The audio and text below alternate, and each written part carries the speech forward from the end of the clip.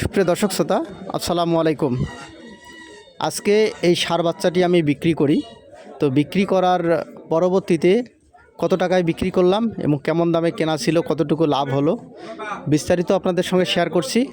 তো অবশ্যই আপনারা ভিডিওটি সম্পূর্ণ দেখবেন এবং উদ্যোক্তা বিডি ফেসবুক পেজ এবং ইউটিউব চ্যানেলটি সাবস্ক্রাইব করে রাখবেন।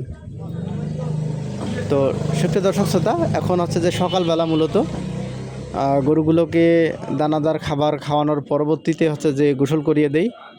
আপনারা ভিডিওতে ইতিমধ্যে দেখতে পাচ্ছেন যে গরুটির শরীর এখনও হচ্ছে যে ভেজা। তো এই মাঝখানে যে ষাঁড় বাচ্চাটি যেটি দাঁড়িয়ে আছে আপনারা দেখতে পাচ্ছেন, এই বাচ্চাটিকে মূলত হচ্ছে যে হাটে নিয়ে যাচ্ছি, অর্থাৎ আমবাড়ির হাটে নিয়ে যাচ্ছি। তো আমবাড়ির হাটে নিয়ে যাওয়ার পরবর্তীতে কেমন দামে বিক্রি করলাম এবং কেমন দামে ক্রয় করেছিলাম সেটি আপনাদের সঙ্গে শেয়ার করছি। তো আপনারা জানেন যে এটা গাভী এবং বাচ্চা ক্রয় করা ছিল, যেটি হচ্ছে যে গত কোরবানির ঈদে হচ্ছে যে গাভীটি বিক্রি হয় এবং বাচ্চাটি রেখে দিই।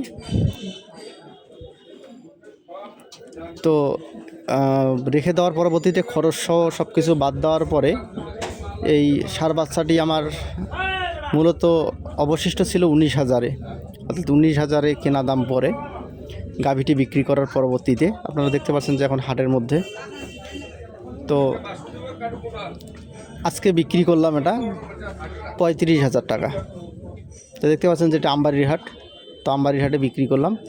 এই বাচ্চাটি হচ্ছে 35,000 টাকায় বিক্রি করি, অর্থাৎ সব কিছু বাদ দিয়ে হচ্ছে 19,000-এ ক্রয় করা আর বিক্রি করলাম হচ্ছে 35,000। খরচ কেমন হতে পারে আপনারাই বুঝতেই পারতেছেন। সর্বোচ্চ 3 থেকে 4,000 টাকা খরচ হয়েছে। তো আলহামদুলিল্লাহ ভালো একটা প্রফিট এখানে হয়েছে।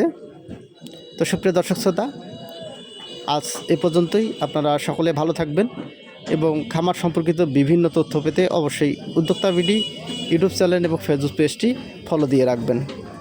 ধন্যবাদ, সকলে ভালো থাকবেন। আল্লাহ হাফেজ।